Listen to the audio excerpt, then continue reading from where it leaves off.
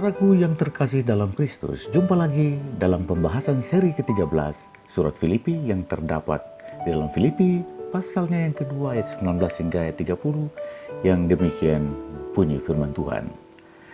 Tetapi dalam Tuhan Yesus kuharap segera mengirimkan Timotius kepadamu supaya tenang juga hatiku oleh kabar tentang hal ihwalmu. Karena tak ada seorang padaku yang sehati dan sepikir dengan aku, dan yang begitu bersungguh-sungguh memperhatikan kepentinganmu, sebab semuanya mencari kepentingannya sendiri, bukan kepentingan Kristus Yesus. Kamu tahu bahwa kesetiaannya telah teruji, dan bahwa ia telah menolong aku dalam pelayanan Injil, sama seperti seorang anak menolong bapaknya. Dialah yang kuharap untuk kukirimkan dengan segera, sesudah jelas bagiku bagaimana jalannya perkaraku. Tetapi dalam Tuhan aku percaya bahwa aku sendiri pun akan segera datang. Sementara itu ku anggap perlu mengirimkan Epafroditus kepadamu, yaitu saudaraku dan teman sekerja serta teman seperjuanganku yang kamu utus untuk melayani aku dalam keperluanku, karena ia sangat rindu kepada kamu sekalian, dan susah juga hatinya sebab kamu mendengar bahwa ia sakit. Memang benar ia sakit dan nyaris mati, tetapi Allah mengasihani dia, dan bukan hanya dia saja melainkan aku juga, supaya duka citaku jangan bertambah-tambah. Itulah sebabnya aku lebih cepat mengirimkan dia, supaya bila kamu melihat dia, kamu dapat bersuka cita pula, dan berkuranglah duka citaku.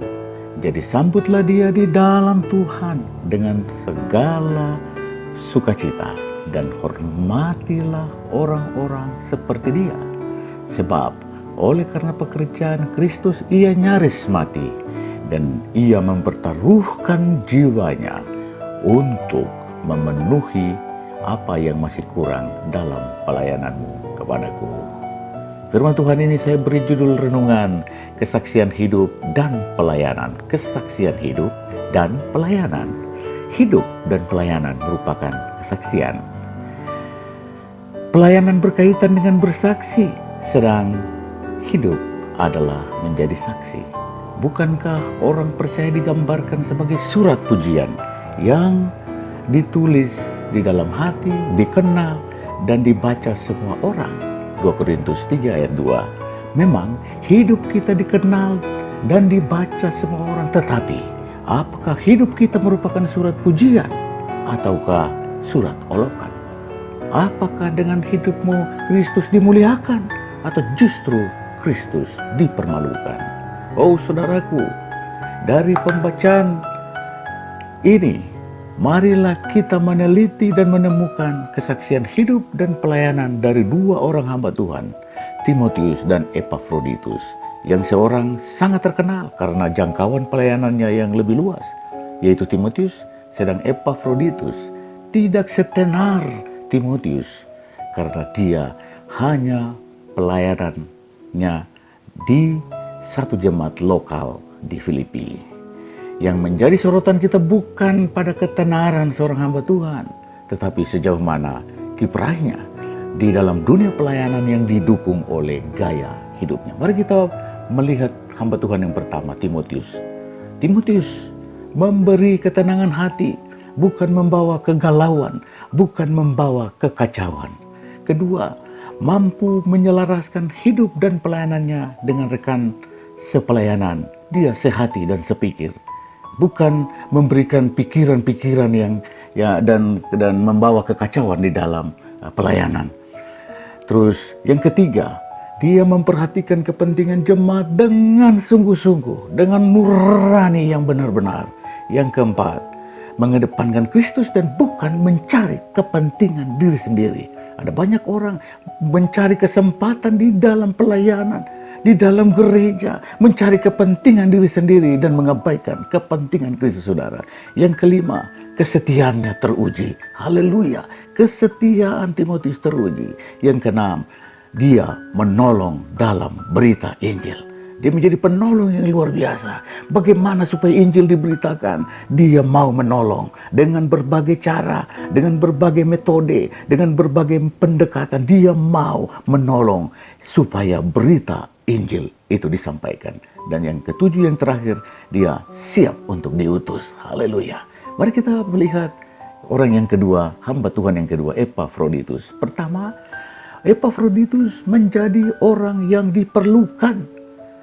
Dia, kehadirannya, dia begitu diperlukan. Haleluya. Mari kita juga menjadi orang-orang yang diperlukan, yang dibutuhkan demi pekerjaan pelayanan Injil.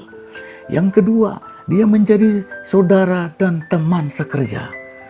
Ada banyak saudara tetapi mereka bukan teman sekerja. Mari kita membangun kesaudaraan di dalam pelayanan, di dalam pekerjaan dan pelayanan kita. Itu sebabnya yang ketiga, Epafroditus dia menjadi rekan seperjuangan dalam pelayanan. Kita bisa menjadi teman, kita bisa menjadi saudara dan teman sekerja, tapi apakah kita juga bisa menjadi teman seperjuangan?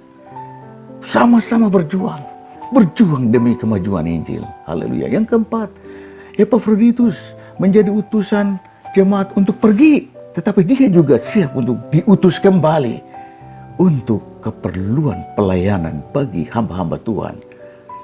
Kelima, dia memenuhi sendiri apa yang kurang dari pelayanan diakonia jemaat.